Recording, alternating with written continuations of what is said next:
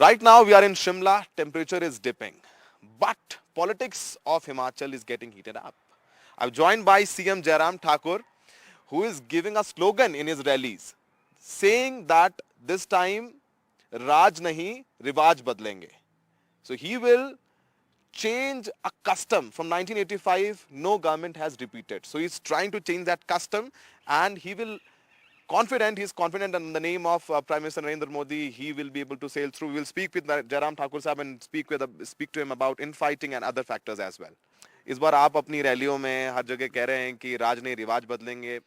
क्या तैयारियां हैं आपकी, और आप चेहरे हैं बीजेपी के, कितने कॉन्फिडेंट हैं आप अभी? देखिए, मैं पूर्ण रूप से आश्वस्त हूं कि हिमाचल प्रदेश में अब की बार हम एक नई शुरुआत कर रहे हैं। और वो नई शुरुआत ये है कि जो 5-5 साल के बाद सरकार बदलने का जो एक रिवाज बना है, उस रिवाज को बदलेंगे।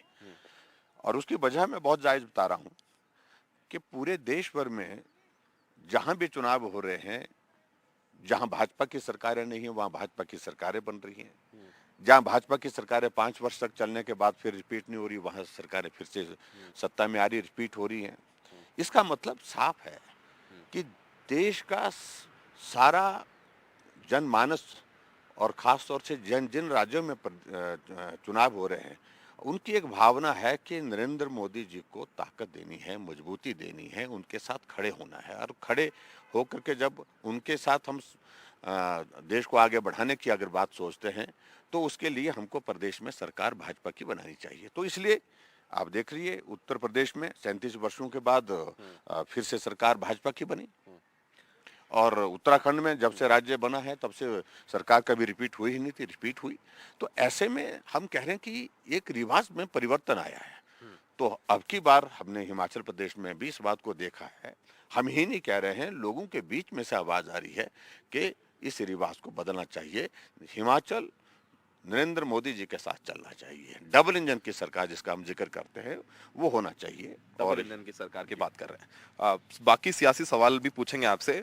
इस बार जब हम यहाँ पर आए, लोगों से बात कर रहे हैं, या फिर जो हम लोग रिसर्च कर रहे हैं, नेताओं से बात कर रहे हैं, बीजेपी के लिए थोड़ी सी एक समस्या कह सकते हैं, और एक जर्नलिस्टिक सवाल है सर, रेबल फैक्टर। आपके तमाम नेता बागी हो गए, आपने 11 मौजूदा विधायकों के टिकट काट दिए, जिसमें से एक मंत्री शामिल हैं।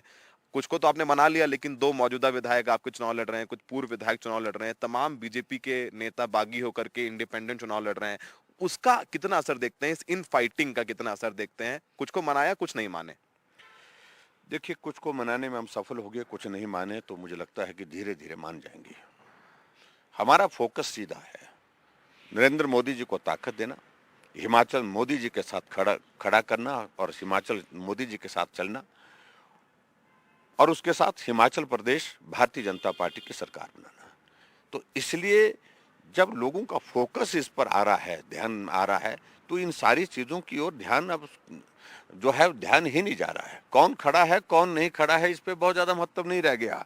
कौन जो है वो रेबल खड़ा है, इस सारी चीज का कोई ज्यादा अर्थ नहीं रह गया। इसलिए नहीं रह गया कि प्रदेश चाहता है कि हमने मोदी जी के साथ चलना है, मोदी जी को मजबूत करना है, देश को मजबूत करना है, और उसके लिए जरूरत है कि हिमाचल मोदी जी के साथ चले। सर, धूमल साहब नहीं लड़ रहे हैं चुनाव, क्या उसका असर देख रहे हैं आप? वो तो प्रचार कर रहे हैं वैसे, लेकिन लोग कह रहे नहीं, धूमल साहब को टिकट नहीं मिला। दिल्ली में बड़ी चर्चा है इस बात की। देखिए, दिल्ली में मालूम नहीं, हिमाचल की चर्चा कई बार ऐसी होती है जो होता ही नहीं है यहाँ पर।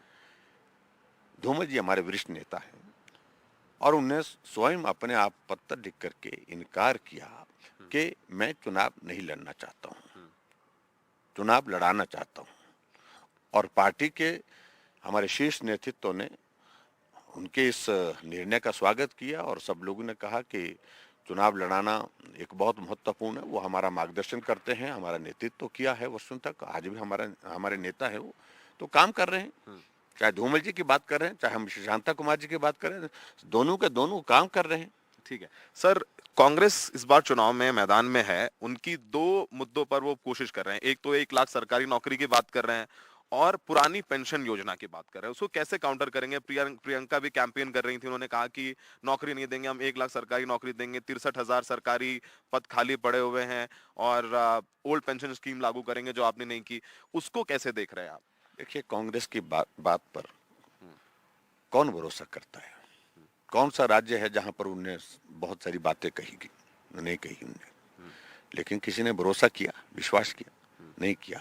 भरोसा अगर किसी पर है तो उनका नाम नरेंद्र मोदी जी है। और इसलिए मैं इस बात को जगह, यही कांग्रेस कहे थे कि हम सत्ता में आएंगे तो बेरोजगारी भत्ता देंगे। क्या बेरोजगारों को भत्ता दिया? यही कांग्रेस है जिन्होंने कहा था हम सत्ता में आएंगे, महंगाई को समाप्त करेंगे। महंगाई समाप्त हुई, सरकार उनकी रही 2013 से 2017 तक। क्या वो महंगाई रोकने में सफल हुए?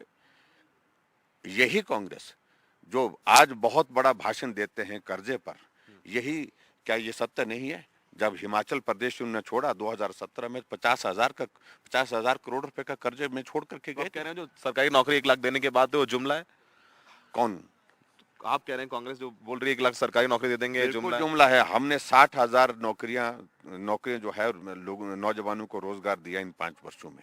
जहां कांग्रेस कह रही है सिर्फ चुनाव के दिनों में कहते हैं, इसके बाद उनका कोई लेना देना, उनको सत्ता हाथ में आनी चाहिए, आनंद करते हैं सत्ता में, इसके सिवाय कुछ नहीं करते हैं।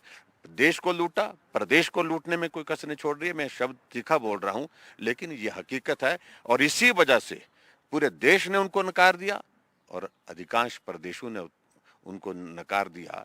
जहां 2 राज्य में सरकारें इनकी है, जिस दिन चुनाव होंगे तो वहां से इनकी विदाई होगी। सर वीरभद्र नहीं रहे, बीजेपी कांग्रेस का चेहरा थे वो, यहाँ पर राजा थे, यहाँ पर उनकी पत्नी इस समय प्रदेश अध्यक्ष हैं। लगता है सिंपैथी फैक्टर है, वो अपनी रैलियों में वीरभद्र जी की बात कर रहे हैं, वीरभद्र जी की चर्चा कर रहे हैं कि उनके जाने के बाद पहला चुनाव है, विधानसभा चुनाव है। लगता है कि कुछ सिंपैथी फैक्टर से कांग्रेस की नैया पार हो जाएगी? देखिए, सिंपैथी का दौर मुझे लगता कि अब समाप्त हो गया। वो दौर उस वक्त था जब पीछे ताजा ताजा उस मंडी वक्त में चुनाव जीती जब वो कांग्रेस। चुनाव जीते थे, 1% से जीती है और शोक की उस लहर में जीती है, श्रद्धांजलि के उस दौर में जीती है। हर जगह कार्यक्रम शोक और श्रद्धांजलि से इन्होंने किए उस वक्त, और मैं उसमें कतई भी कोई टिप्पणी नहीं करना चाह रहा हूँ। उनको लगता था राजनीतिक दृष्टि से उनको इसमें लाभ मिल रहा है तो उन्होंने उसका लाभ लिया है। लेकिन ये सच्चाई है कि लंबे समय तक आप मान करके चलिए कि हमेशा श्रद्धांजलि होती रहेगी, शोक लोग उनकी इस सारी बातों पर ये करते रहेंगे।